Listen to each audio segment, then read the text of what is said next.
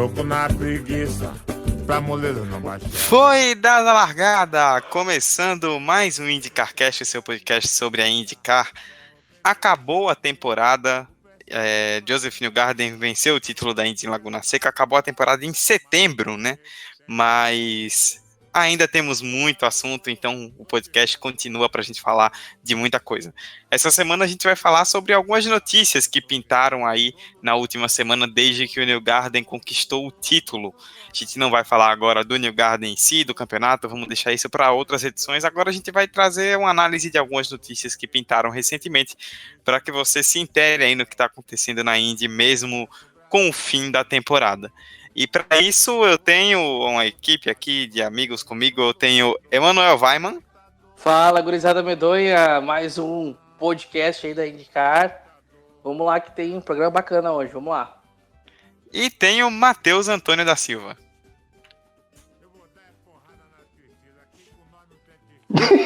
Oi, tudo bem? Tudo beleza?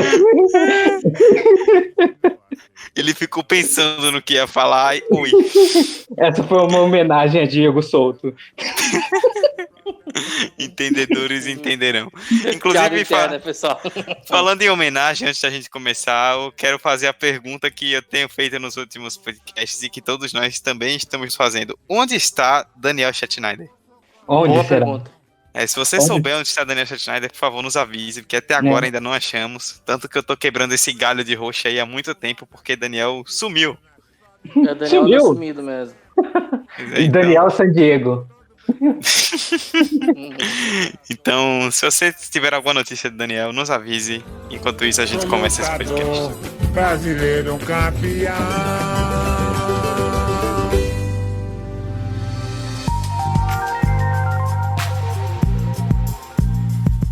Vamos lá então, que a gente tem 3 notícias para falar na gravação dessa semana. E vamos começar pela ordem cronológica, né, delas. A primeira diz respeito a Colton Herta, o Herta de apenas 19 anos, ele que vai ser oficialmente um piloto da Andretti em 2020, ele que estava na Harding, né, numa parceria que formou a Harding Steinbrenner Racing. Agora essa parceria vai para a Andretti, e aí ele vai pilotar um carro da Andretti Harding Steinbrenner Racing. É um nome grande e complicado, mas enfim, o que importa é que o Herta vai ser o... Sport. Oi? Andretti Harding Steinbrenner Auto Sport. Não é Racing, Auto Sport. Exatamente. Mas mesmo assim, mas o pior, o carro do Marco Andretti é maior ainda. Andretti Herta Auto Sport. É a única coisa que o Marco Andretti destaca. Kirby H. É um texto, né, cara? Não. Parece aqueles nomes de corrida que é the 2019 500 of Phoenix presented by blá, blá, blá, blá, blá. Pronto. Tem 500 patrocínios, né? Mas enfim, vamos voltar para o assunto. O Herta vai ser o 5º carro da Andretti em 2020 e vai ser o melhor deles? Talvez não, mas talvez sim, quem sabe. Brincadeira. O Colton Herta estava na cara que ele ia ser o próximo carro a entrar na Andretti, o próximo piloto a entrar na Andretti, porque ele foi vice-campeão na Lights pela própria Andretti e o pai dele é sócio de um carro lá, então, e também ele tem patrocínio e apoio, ele é o piloto favorito de qualquer dono de equipe. Tem patrocínio, tem resultado, tem já um sócio ali, mas o problema é porque a Andretti já tinha os 4 carros fechados de 2018 até o fim da próxima temporada. Daí o pessoal tava meio que cozinhando o Colton Herta em banho-maria, arrumou essa Harding para ele, mas aí ele começou a ficar ameaçado, começou a ser cogitado de fora da Andretti. Daí para o Michael Andretti não perder esse piloto e talvez não perder o sócio dele, o Brian Herta, foi mais fácil trazer ele para dentro da equipe e fazer um 5º carro na Andretti. Vai sair, a Harding vai fechar a garagem dela e vai ficar só a Andretti. Mas na real a Andretti vai ter 2 pilotos, né? Vai ter 2 carros, né? O Colton Herta e o Rossi, né? Porque o resto já nem dá para considerar mais. O resto é semi-Andretti. Andretti A, Andretti B. E porque os outros não estão participando, não ganham corrida, não disputam corrida. Acho que alguns ali não disputam nem top 10, eu acho. Né? Tem a Andretti do mundo normal e a Andretti do mundo invertido, que tem o Marco Andretti, o Zach Witt, o Hunter Hay no meio do caminho, quando aparece, mas... O Hunter Ray a gente vai ter o Herta e o Rossi de um lado da garagem, o Witt e o Andretti do outro, e o Hunter Ray vai ficar no meio lá tomando chá. Bem isso. E pensar que o Hunter Hay tá confirmado até 2021 ainda. Nossa. Quem? O Hunter Hay. Meu Deus, acaba nunca. É Da a DHL ainda? DHL ainda. O Hunter Hay é o terceiro contrato mais Parece longo, Correios assim. brasileiro, né? Né? Nunca acaba. Fica sempre lá, eu nunca saio, nunca termino, nunca falo nada. Sempre atrasado. É engraçado como o Andretti conseguiu se meter numa sinuca de bico dessa, porque a gente não sabe como que vai virar 5 carros na equipe. A gente viu a Ganassi tendo 4 carros tendo problema e depois tendo que voltar para 2 de novo. A Penske diminuindo o número de carros de 4 para 3. Todo mundo estava diminuindo o número de carros. Aí vem a Andretti e coloca 5 no grid agora. Mas a Penske não bota 3 por falta de patrocínio? Se chegar alguém com bastante dinheiro faz um carro ou pensa que não quer de nenhum jeito? Não, ele não queria. Até ele dispensou o Montoya e o Elinho, eles não quiseram contratar mais nenhum piloto, não. Só se viesse, tipo, algum super piloto, tipo algum Rossi, alguma coisa assim, aí eu acho que sim. Porque mas com patrocínio top pra ele, porque aí acho que dinheiro ele tem interesse, né? É que assim, dinheiro pro Penske não é problema. Tem mas chegar um piloto com patrocínio bilionário ali, acho que ele... não sei. Não é uma má ideia pra ele. Né? Eu acho mais fácil uma Ganassi, assim, conseguir isso. Mas o Elinho não vai nem pela Indy 500 e a Indy GP, como foi nos últimos 2 anos? Eu achava que sim, mas tem gente falando que não, então eu fiquei confuso. Só para complementar então, foi o que o pessoal já falou, né? Quando a gente citou o 5º carro da Andretti, o Herta, que fechou agora, o Marco Andretti, que é vitalício, né? Ele é filho do dono, então só sai dali quando morrer. O Alexander Rossi, que renovou para essa próxima temporada, depois de muita especulação se ele iria para a Penske ou não. O Ryan Hunter Ray, que graças a DHL está na Andretti até 2021, e o Zach Witt, que está na Andretti, tem contrato até 2020, né? Por mais uma temporada. E aí, Emanuel, é só o 2º ano do Herta na Indy, mas pelo que ele mostrou na primeira temporada, já dá para imaginar que ele vá se destacar com um carro bem melhor do que o que ele tinha. Eu acho que ele já estava com um carro muito bom, porque de certa forma ele já tinha parte da Andretti. A Harding eu gosto muito da equipe Harding, porque é uma equipe nova e mostra muita competência ali. Mesmo que fosse só a Harding, sem a Andretti ali, ele já teria o carro assim da metade do grid para frente em termos de equipes, então já estava bom. E agora entrando como Andretti mesmo, cara, eu acho que vai ficar batendo com várias corridas ali, ele vai disputar a vitória ali com o Alexander Rossi, vão ser os 2 cabeças da equipe ali. O resto eu não espero mais nada, né? Já passei da decepção, da tristeza, agora é só os 2 ali, o resto eu não espero nada. Essa expressão, não espero mais nada, é maravilhosa, né? Acabou, lixo. Acabou. Se algum dos outros pilotos ganhar ou disputar a vitória, é surpresa pra mim. O Herta, ele tá vindo com tudo agora, né? Tá vindo um hype pra cima dele. E agora que ele tá numa equipe grande, a gente tem que ver como que tá. O Herta, eu vejo ele mais ou menos como um Verstappen lá na Fórmula 1. É o filho de um piloto que correu, que não era lá, essas coisas, mas que chega botando pau na mesa ali, não, agora deixa que eu faço essa bagaça aí, agora vamos lá. É mais ou menos assim que eu vejo. E como, só pra gente encerrar então, como foi citado no texto falando dessa contratação do Herta pela Andretti lá no Indy Center Brasil, que Matheus, se você conhecer até o rapaz que fez esse texto, mandou um abraço pra ele, que tá muito bom. Ai, meu Deus do céu. Enfim, a Andretti vai ter não só 5 carros, né, mas também 5 sócios diferentes, né, um para cada carro. E aí, olha só que coisa maravilhosa, né, uma equipe que já tem o Marco Andretti, a equipe que tem o Marco Andretti já é sinal de que tem confusão ali no meio. 5 carros e 5 sócios diferentes. Imagina a delícia que vai ser a reunião de... Né? As reuniões da equipe vão ser uma coisa maravilhosa, né? Com o Brian Herter, o Steinbrenner, vai ser uma coisa linda. Né? Todo mundo dando pitaco em tudo ali, vai Meu Deus. virar uma reunião de condomínio aqui, né? Não, tem que pegar um auditório de gente, né, cara? Né? Vem isso. Andretti tá tentando conquistar o mundo da Indy pelo número, assim, vai espalhando um monte de carro, um monte de sócio, tentar dominar o mundo desse jeito. Né? E todos ricos, né? Então. Né? Vamos ver quanto é que. Vamos ver qual a ideia aqui dá certo. Tá valendo quanto? $1.000. Os caras botam na mesa assim, um troco. Né? Tira do bolso. 5 mil. Aí chega o Marco Andretti e fala: não, o pai paga minha conta, e aí ele. Deixa com ele, né? Ai, meu Deus. Antes que vire galhofa, vamos trocar de assunto, então.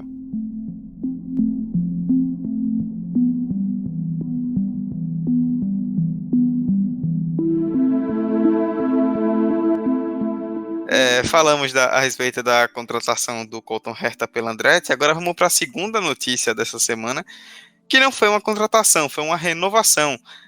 Takuma Sato, que, pasme, você que começou a acompanhar automobilismo desde os anos 90 ou começou os anos 2000, Takuma Sato tem 42 anos, você está ficando velho. O Sato vai para a 11ª temporada já na Fórmula Indy e a 4ª na Rahal Letterman Leningan Racing. Aí a gente tá falando de nome longo, né? Na Rahal Letterman, para facilitar.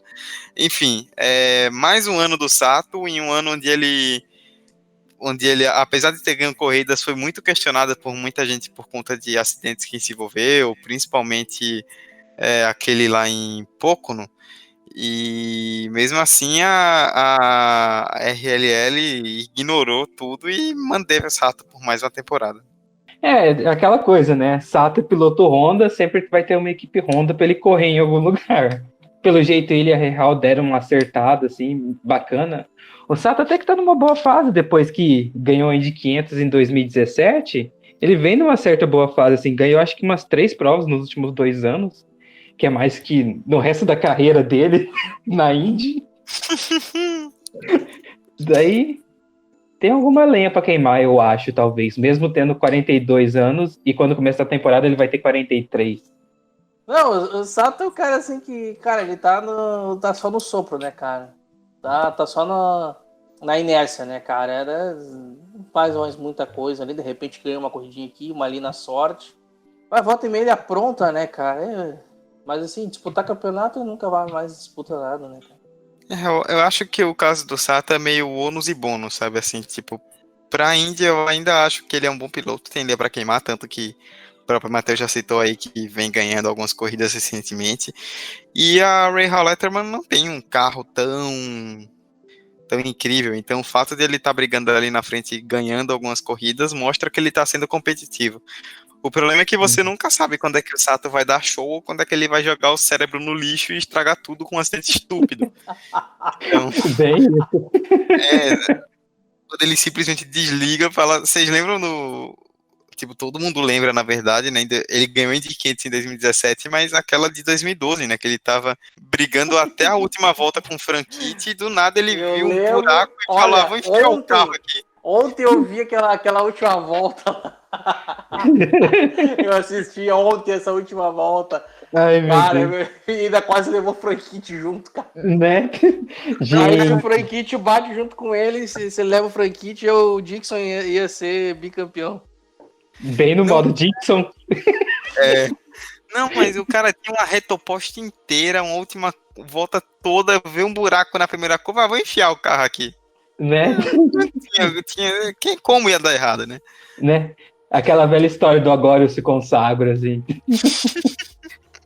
Mas com o Elinho deu certo. Né, verdade.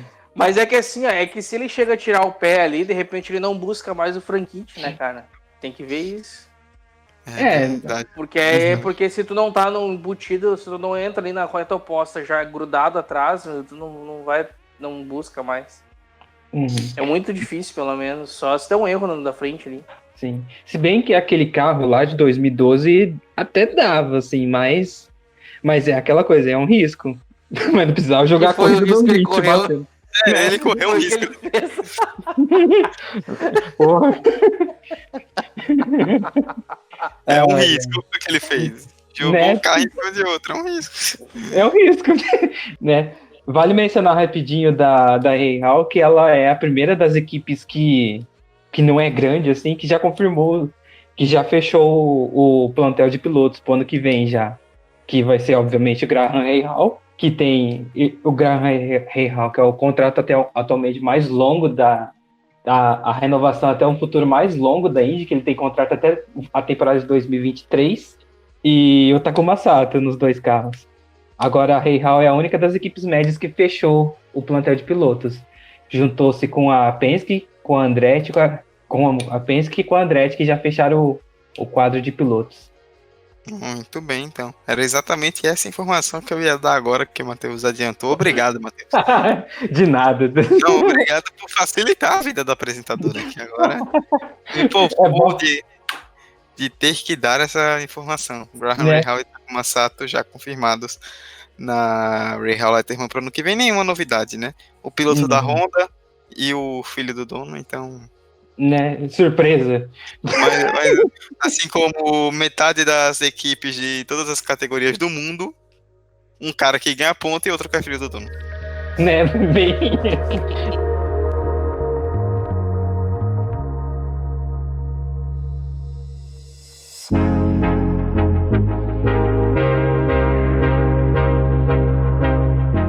Fechamos o assunto, então vamos pular para o nosso último assunto desse podcast, passando bem rápido, né? Vamos falar do Joseph Newgarden. Não, diferente dos outros pilotos, calma, não teve nada relacionado a contrato, ele não mudou de equipe, pelo menos não nesse mundo, né? No mundo paralelo, quem sabe. Mas no mundo real, ele não trocou de equipe, mas ele fez algo essa semana que chamou a atenção. O Newgarden foi pilotar um carro da Penske no Roval de Charlotte. Para quem não sabe, algumas pessoas perguntaram lá no vídeo depois quando a gente publicou. Roval é uma mistura de roads mais oval, né? Que seria tipo um circuito misto junto com oval. Mais ou menos o que acontece em Indianápolis quando eles correm lá no GP de Indy, né? Tem uma parte mista e eles usam a curva do oval. O Newgarden foi lá fazer o teste, né, com o carro da Penske no mesmo fim de semana em que a NASCAR estava correndo, deu poucas voltas só, né, o suficiente ali meio que para fazer uma exibição em tempo ali um pouco mais alto, né, de 1 minuto e 7. Só que o mais importante disso tudo é que o gerente do circuito de Charlotte e alguns jornalistas que trabalham com a Indy, que cobrem ali o pessoal que comanda a Indy basicamente, relataram que havia interesse, que poderia, a partir desse teste, se iniciar uma negociação para a Indy voltar a correr em Charlotte. E aí, quem sabe, né, a gente não pode ver no futuro Charlotte voltando para a Indy. O que é que vocês acham? Eu acho que seria bacana. Eu acho que seria legal, mesmo que não seja... Porque eu acho que o oval eles não querem mais... É só o Texas nesse tipo de circuito que eles vão botar. A direção da Indy não tem interesse, mas demonstra... Tá na cara que eles não têm interesse mais em oval. Tudo bem que com a crise dos ovais lá é difícil conseguir, mas a sensação é que eles não têm interesse em tentar negociação. Mas um oval é diferente, né, cara? Os carros andam mais lento, é menos chance de acidente e tal. E eu acho que dá uma corrida legal, cara. Eu tô vendo o vídeo aqui agora, que tá, pra quem não viu, tem aí no Indy Center Brasil, tem a notícia ali, vocês podem ver o vídeo. Tem uma volta ali, ele tá fazendo com o kit de misto. E eu acho que ia dar uma corrida bacana, cara. Tem umas boas freadas ali, tem as chincanes, acho que ia dar uma corrida bem legal ali. Então, é que o Roval de Charlotte é um circuito deveras estranho, assim, porque é engraçado até chamar de Roval, porque fica aquela coisa, é um misto, é um oval. Tá na cara que é um misto. Não, cara, esse Roval de Charlotte parece, eu não sei se vocês já jogaram o Trackmania para computador. Parece Sim. aquelas pistas do Trackmania, velho. Parece que eles estão correndo no videogame, velho. Sim, bem isso. Falta só colocar um looping assim. Sim. Não, até é alguma coisa que o Neil Garden tinha falado que era meio estranho, porque ele estava dirigindo um carro no misto, mas o carro dele tinha cambagem.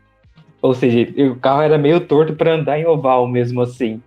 E ele falou que era uma sensação muito, muito estranha.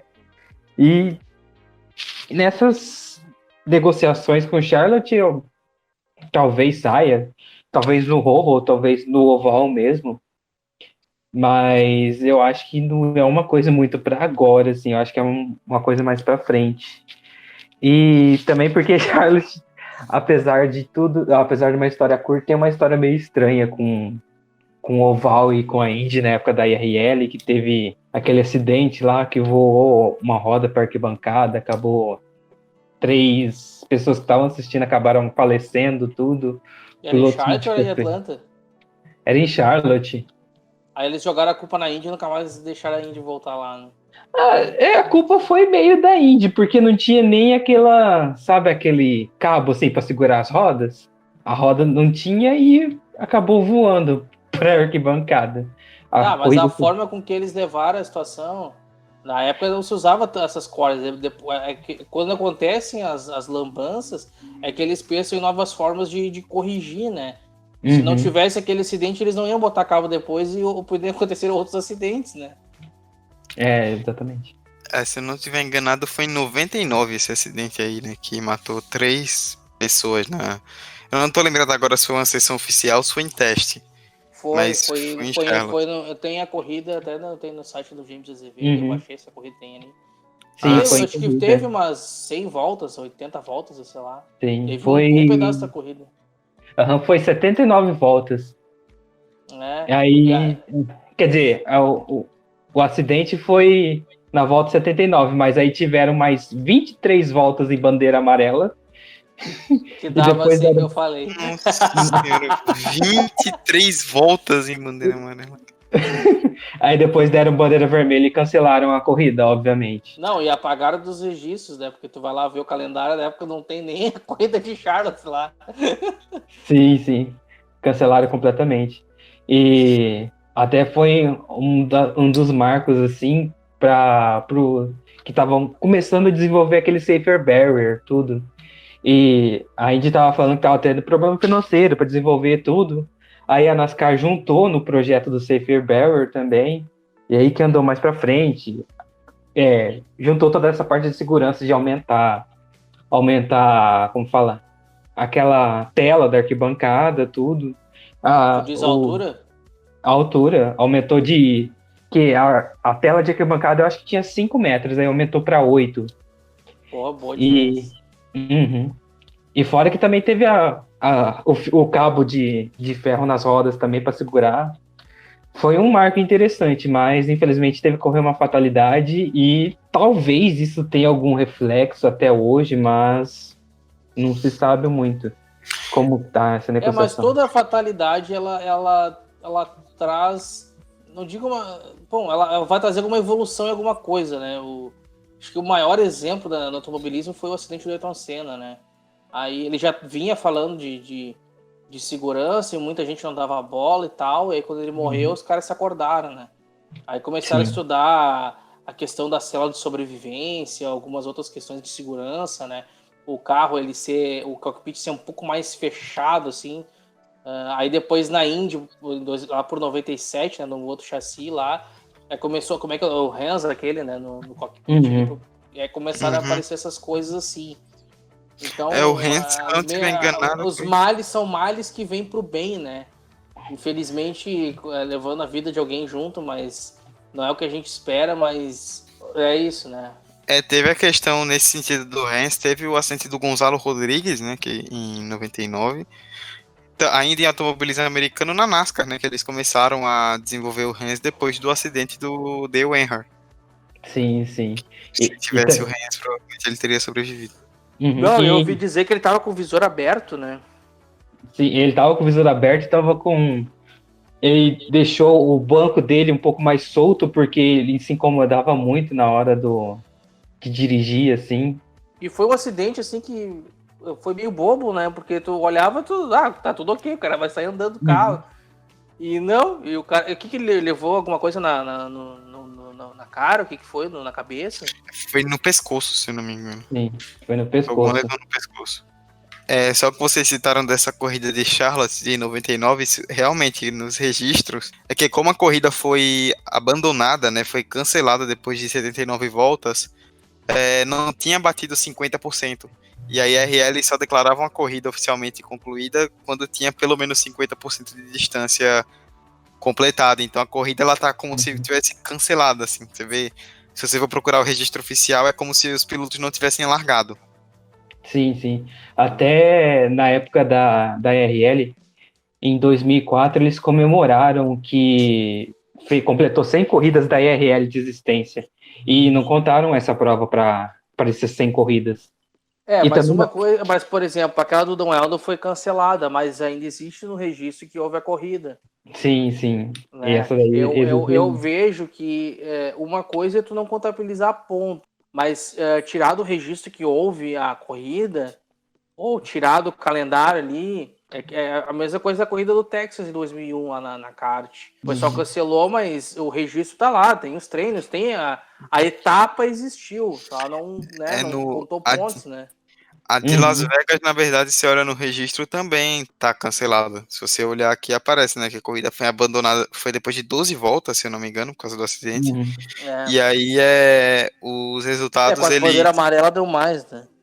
E aí ele, até no termo inglês aqui, que aparece, né, no site, nos sites, se você pesquisar, eles dizem, mais ou menos o que o Matheus falou, né, the results were stricken from the record book, que é mais ou menos, tipo, os resultados foram meio que não contabilizados para os recordes. Então, tipo, se você olhar na história da Índia, eles não vão contar essa corrida. Tipo, é como se ela não tivesse acontecido. Sim. Mas ela continuou constando no calendário de 2001, de 2011, né? Isso, tá você vai ver lá que tem 17 etapas, tem a etapa que tá cancelada. Exatamente. Essa de 99, eles tiraram até do calendário. Quem não sabe que teve, nem se liga que teve aquela corrida, entendeu? Esse ano de 99 foi bem macabro, assim, pro automobilismo americano, porque teve esse acidente, que foi complicado. E aí, mais no meio do ano, teve o do Gonzalo Rodrigues. Aí teve o do Greg Moore. Aí foi um ano bem complicado, assim, pra... Aí fica toda nessa aura, assim, a renovação de Charlotte. Que a última passagem da categoria foi justamente essa, assim. Mas hoje é outro tempo, né? Ainda mais se voltar agora, que seria numa mistura com misto também, então é outra situação. De qualquer forma, só pra pontuar, pra gente encerrar, quando a gente publicou lá no Indicar da Depressão o vídeo do teste do New Garden, muitas pessoas comentaram, né, que queriam mais ovais e tudo mais, e que mesmo sendo um roval, já seria melhor do que uma pista de rua permanente. E aí teve alguém que comentou, não vou lembrar agora quem foi que falou, pô, na Indy de hoje em dia até o oval tem misto. Bem isso ainda.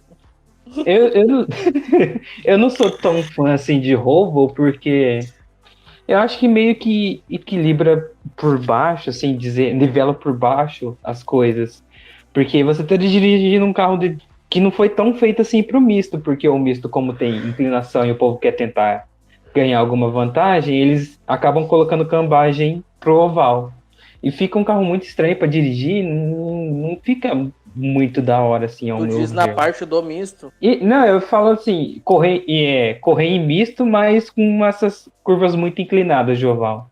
Como o carro fica muito estranho, meio que nivela por baixo as coisas. Eu não sou muito fã, não. Mas eu acho que como se eles fossem correr no Roval, seria o kit de circuito misto, né? Sim, sim. Mas eu acho que, tipo, por exemplo, o Charlotte, as curvas do misto, elas são quase todas quadradas, assim, 90 graus. E para isso precisava, tipo, bastante aerodinâmica. Mas eu acho que um monte de gente não andaria com aerodinâmica para não perder tempo no oval, para não ser ultrapassado. Daí fica essa coisa, assim, aí eu não sou muito fã, não. Mas quando é difícil, que é legal, né, cara? Quando o carro é difícil controlar, porque aí tem mais ultrapassagens, tem mais emoção. Eu acho que não tem mais ultrapassagem nesses modos, assim, porque quem acha, é aquela coisa, quem acha o ajuste voou na frente. Que nem no caso da corrida de Charlotte, o Bowman. Foi ele que largou na pole? Eu acho que foi, não lembro agora. Sim. Aí no começo da prova ele abriu uma distância gigantesca, assim, pro pessoal, assim, claro, depois Na juntaram o primeira grid, amarela, a primeira né? amarela perdeu tudo. Bem-vindo à NASCAR, né? Mas, Não, mas é que, por exemplo, se tu botar um carro de Fórmula 1 aí no Roval, ninguém ia ultrapassar ninguém, cara. ninguém ultrapassou ninguém. Aí que tá o ponto. Se tu botar um É. Indy ali, aí vão ter várias ultrapassagens. Então, eu acho que talvez não tenha. Comparado com o carro da Fórmula 1. Comparado com Fórmula 1, até as pessoas correndo a pé ia ter mais evolução. Ele vai correndo, Né? faz Vai um correndo, Cooper ali. né? Pra ver quem tem o cu perfeito. É uma semana de pessoa pra te dar, Matheus.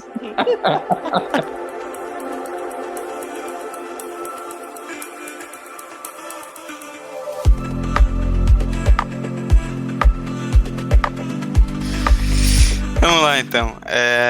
Bom, a gente tinha para debater sobre isso antes que a gente cometa mais digressões ainda. Vamos encerrar. Falamos sobre o Hertha, falamos sobre o Sato, falamos sobre o Roval de Charlotte.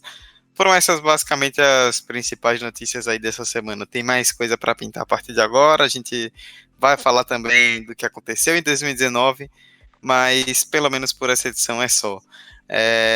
Emanuel e Matheus, antes de nós encerrarmos, vamos fazer o jabá de sempre, já que João Estumano Neto não está aqui. Vamos fazer por ele os jabás dessa edição. Sim, vale mencionar que o IndyCarCast ele está sendo exibido tanto no YouTube, no nosso canal. Aliás, aproveita, já deixa o like, não cai o bendito do seu dedo, dá like, se inscreve no canal, porque agora a gente está lançando uns vídeos mais aleatórios, assim, semana assim, às vezes não tem, às vezes tem, para você ficar sabendo, só se inscrever, que você ficar sabendo quando sair um vídeo, e não cai o bendito do seu dedo.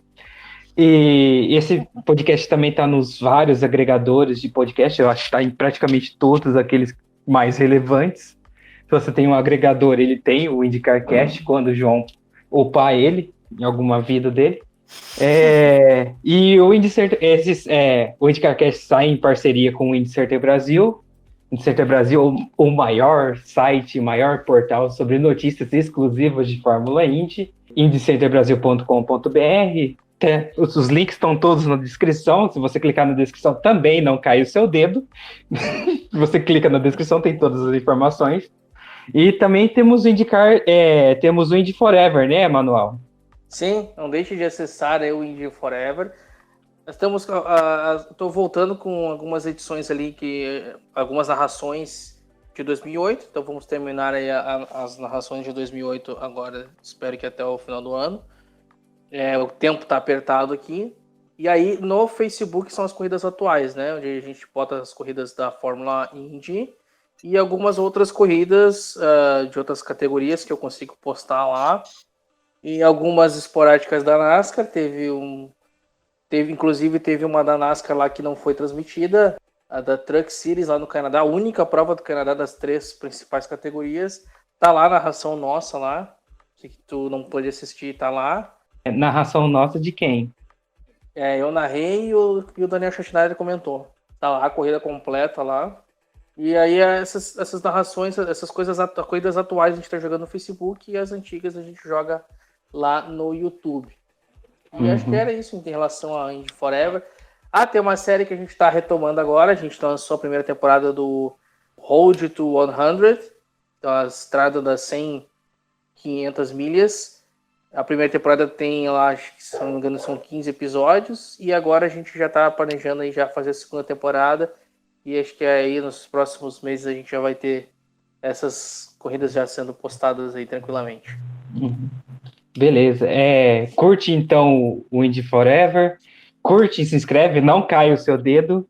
E por falar em não cair o dedo, a gente também tem o IndyCar da Depressão, né, Eduardo? Pois é, né? O IndyCar da Depressão está no Facebook, só pesquisar lá IndyCar da Depressão. No Twitter e no Instagram, o @IndyDepre. A temporada acabou, né? Então, basicamente, fatalmente, né, o conteúdo vai estar um pouco mais escasso, até porque a off-season é gigantesca, mas nós vamos publicar aí bastante conteúdo sobre o que estiver acontecendo nessa silly season, mudanças de pilotos, tudo que for acontecendo aí a respeito da Indy, nós vamos publicando, divulgando o IndyCarCast também, claro, e dando uma esquentada para março, né? Como precisa esquentar bastante, que ainda falta muito tempo, mas março é logo ali. Mais algum jabá, Matheus? Não, que eu Fala saiba. dos casts, né? Dos agregadores, etc. É que eu não sei em quais estão, eu sei que estão em todos. Aliás, se você tá ouvindo isso em algum agregador, dá like, não cai o seu dedo. Não, eu gostei que o Matheus no começo falou, né, que o podcast entra em todos os agregadores relevantes. Então, se o seu agregador não tem, o Matheus acabou de chamar o seu agregador de irrelevante. Exatamente. O IndyCarCast é um teste de qualidade para o seu agregador. Se ele não tem IndyCarCast, você está usando o agregador errado. Desinstale, instale um outro e ouça o IndyCarCast. O problema está no agregador, não em nós. Exatamente. Muito bem. É com essa dose de autoestima que a gente encerra mais uma edição do IndyCarCast, agradecendo ao Matheus, ao Emanuel e a você que nos aguentou ouvir até o final e que espero que nos aguente ainda, porque tem muito assunto durante a off-season. Então, como diria meu amigo Daniel, que ninguém sabe onde está, antes de encerrarmos de vez, vamos dar aquele tchau bem falso para todo mundo, né? Então é isso. Tchau. Tchau. Tchau.